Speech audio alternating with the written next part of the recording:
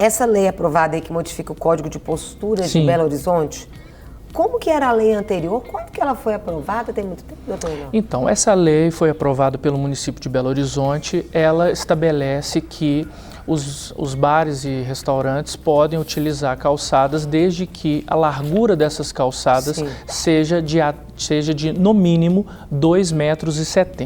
A lei anterior estabelecia um limite de 3 metros. Na prática, né, os comerciantes, eles utilizam a calçada como uma extensão do seu estabelecimento comercial para que as pessoas possam ali se sentar e serem servidas ali no logradouro público.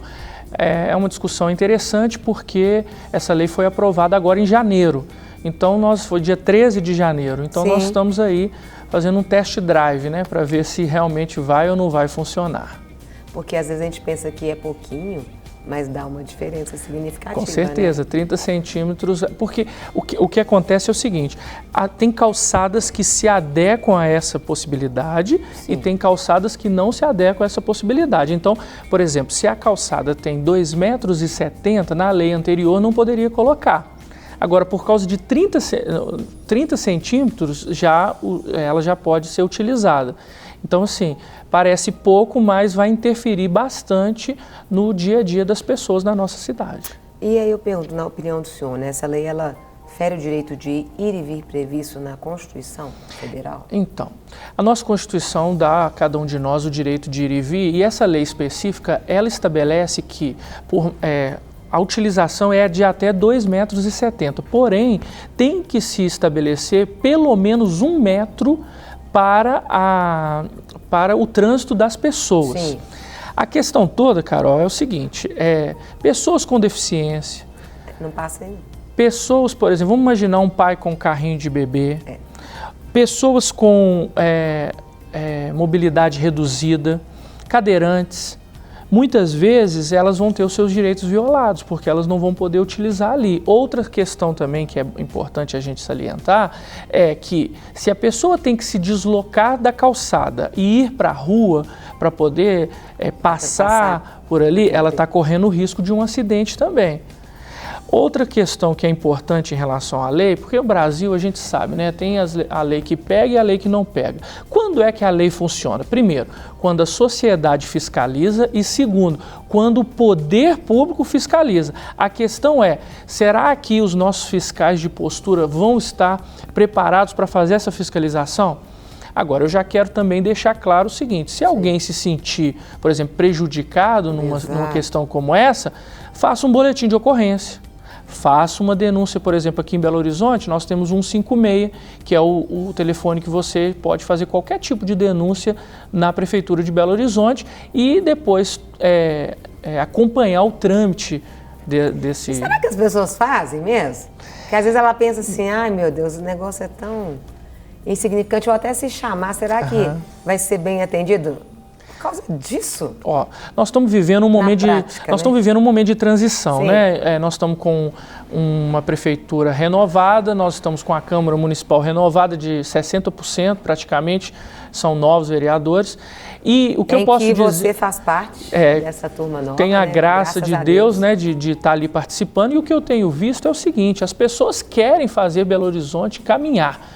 Sim. Mas isso depende de vários fatores e nós temos a tal da burocracia do Estado que muitas vezes atrapalha. A experiência que eu tive é o seguinte, Carol, normalmente eu não interferia nessas questões, mas no ano passado, ainda quando não era vereador, eu precisei, por exemplo, de uma capina e eu liguei no 156 e eu fiquei impressionado porque no dia seguinte eles já foram e no outro dia já me ligaram para me informar que tinham feito. E isso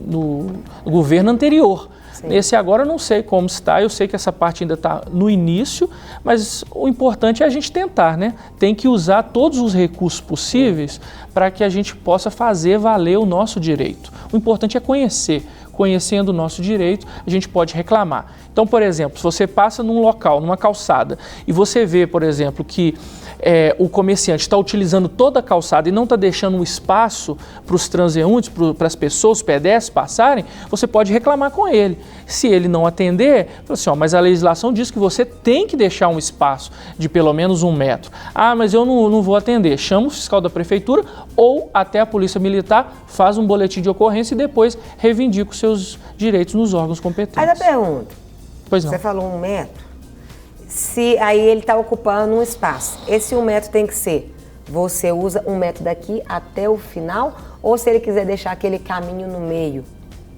entre uma mesa e outra para as pessoas, já viu onde você passa, Sim. Você passa no meio? Sim. Serve também? Serve também, o importante é ter a passagem, né?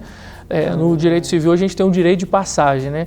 Então precisa abrir o direito de passagem para que as pessoas possam realmente transitar, fazendo isso sem problemas. Essa nova lei, doutor Ian, ela faz menção sobre a questão da lei do silêncio? É uma boa pergunta, porque a legislação atual, ela estabelece que até as 22 horas, o volume máximo que pode ser proferido é de 60 decibéis. E a partir das 22 horas até meia-noite, seria 50 decibéis. Existe um projeto de lei que está em andamento e vai ser votado nessa legislatura, aumentando este limite para 80 decibéis no período de 22 ou 23 horas. Então chegaria, por exemplo, no horário até as 23 horas com 80 decibéis. Para receber todas as novidades do canal, inscreva-se e se curtir o vídeo, clique em gostei. Aproveite para acompanhar a Rede Super nas redes sociais.